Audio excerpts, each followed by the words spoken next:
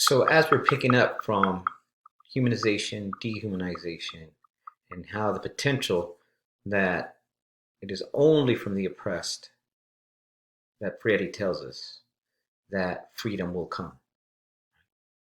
So if we're thinking, how does that work? Well, we can look at just the words of Frederick Douglass when he says the powerful concede nothing. They never have and never will.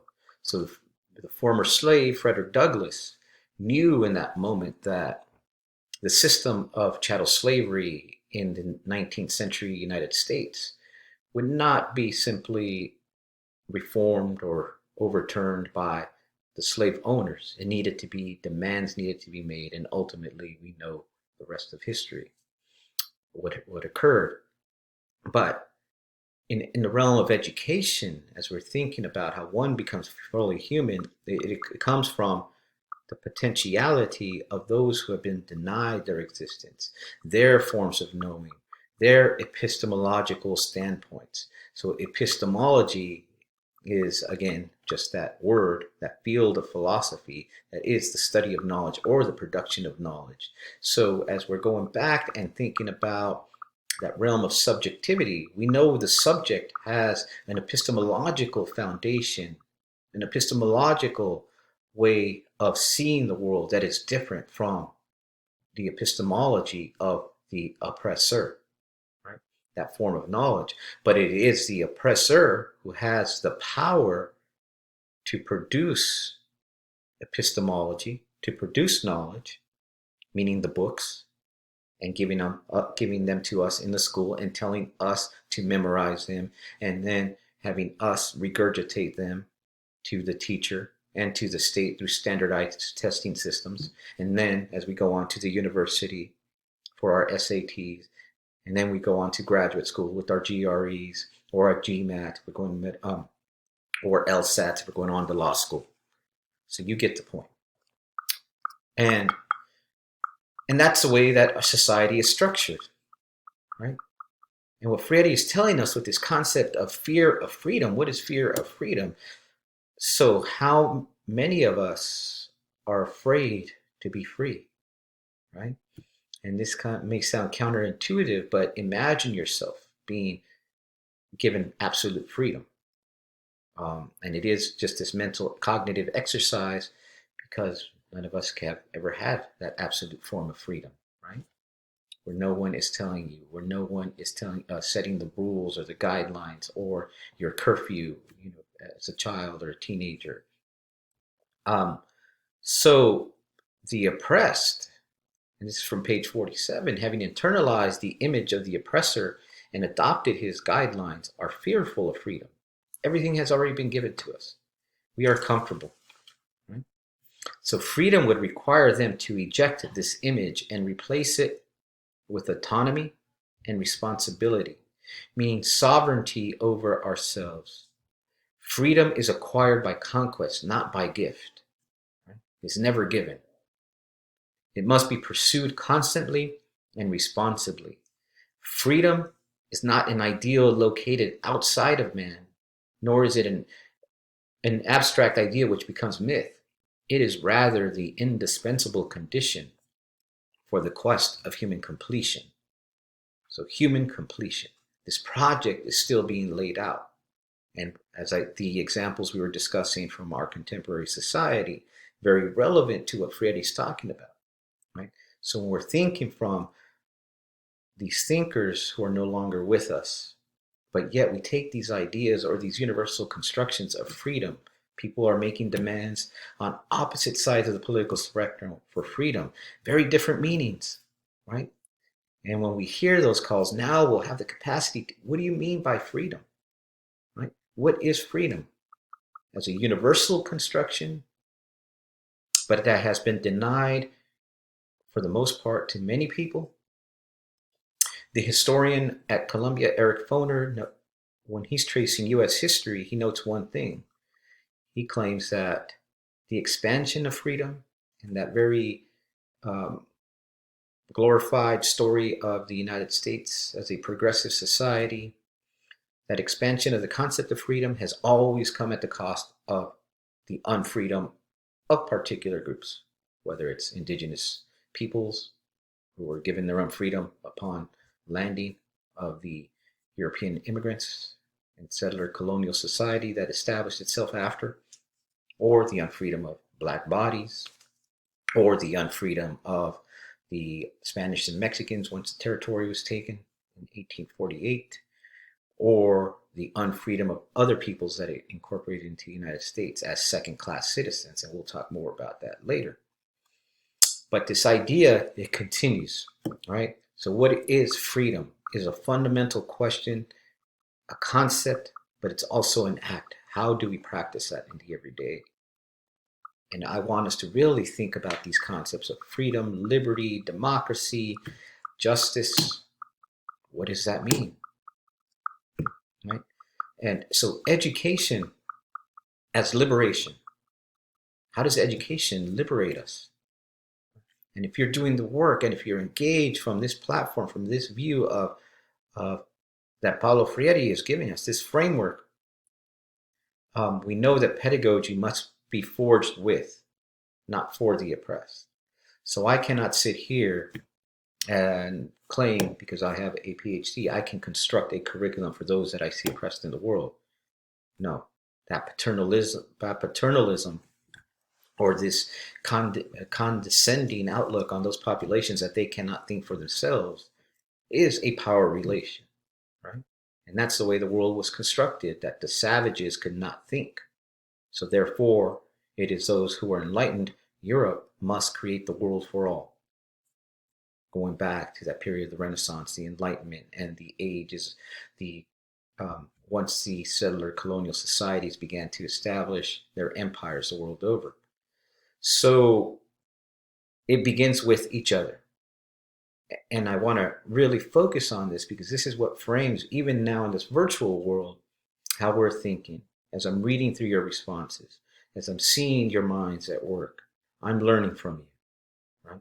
And I mean that with the utmost sincerity. I learn from all of you. We all learn together.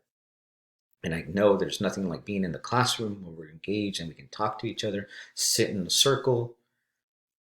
So the central problem that Freire presents here in this text is, and he lays it out, I took it from his text, page 48, how can the oppressed, as divided, unauthentic human beings, participate in developing the pedagogy, so the teachings of their own liberation?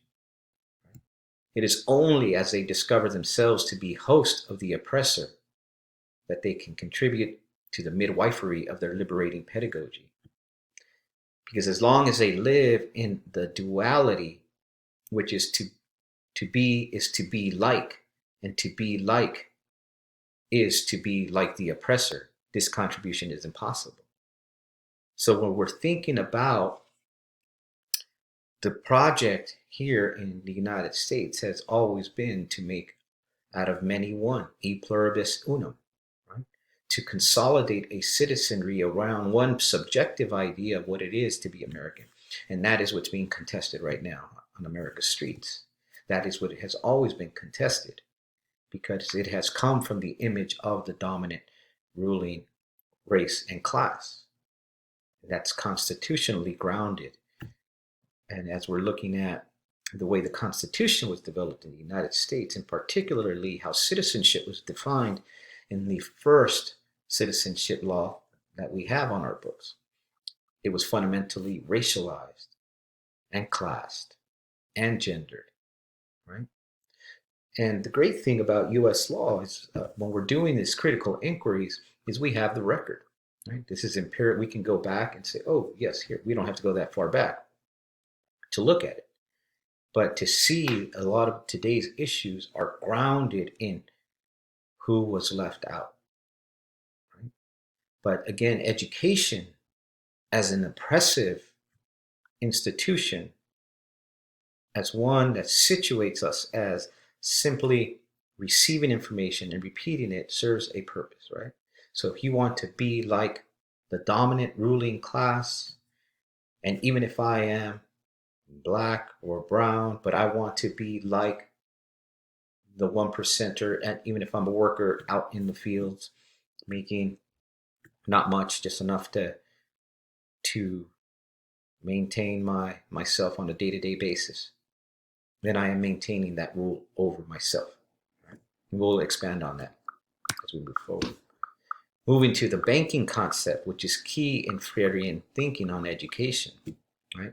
This is what students ought to be, and I just found this cartoon because it's kind of humorous, but also very true when we're thinking about all of our trajectories in education.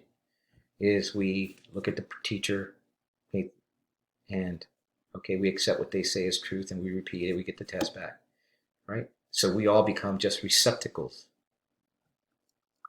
And so implicit in the bank, and I take this quote for Freire that I found, is the assumption of a dichotomy between human beings in the world. A person is merely in the world, not with the world or with others. The individual is spectator, not a recreator. So thinking about, do we have the agency, meaning the ability to act in for ourselves, or are we just willing to accept the structures, the way the world was created for us? Right? So these now become existential questions or ontological questions that we should ask ourselves in this moment in our lives and in our place in society. Do we want to make history, or do we want history made for us? Right? Do you accept your condition, the conditions of your community, of your society? Or do you think that transforming the world to build a more humanistic vision, grounded in Freire, is applicable or even realizable? Or are we willing to side with the status quo? Right? So those are choices. Again, and these are not just theoretical choices for us. You are all the generation that really have the capacity to produce some transformation. Right? So as we're thinking about how does power play its role in education, this is made very clear where, Freddie tells us that the capability of banking education, remember that banking concept, is to minimize or annul the student's creative power and to stimulate their credulity serves the interests of the oppressors, who care neither to have the world revealed nor to see it transformed. The oppressors use their humanitarianism to preserve a profitable situation. So this text, written in 1970, speaks to the moment in our educational system, right? And with the powerful hold on society. The powerful don't want the 99.9% of the world's population to know how the world is run, right? They want us to just run in it. And I say us, that's all of us, right? And so how, once you begin to ask questions, and even think about this in maybe when you're a child and you began to ask questions of your parents. But why? Oh, do this, do that, but why? You ask that why question. That already begins to unsettle that relationship with that power dynamic with your parents, right? You ask the teacher a question, that unsettles their positionality. And that's where this pedagogy of the oppressed begins to really focus on this egalitarian view that we all hold knowledge. You all hold knowledge. You are all contributors to our learning. So the interests of the oppressor lie in changing the consciousness of oppressed, but not the situation which oppresses them. So this is what you hear a lot about, the focus on individual responsibility. Oh, they made that choice. They made that choice. That's a very narrow view of society, too simplistic to even begin to explain the whole history, the whole structure, the whole policy making, law making that places populations in those conditions, right? So to achieve this end, the oppressors use the banking concept of education in conjunction with that paternalistic social apparatus. So we're going to pause there and think about free to ground us as we move through the rest of the readings in this course. But this is the ground as we move towards that liberation.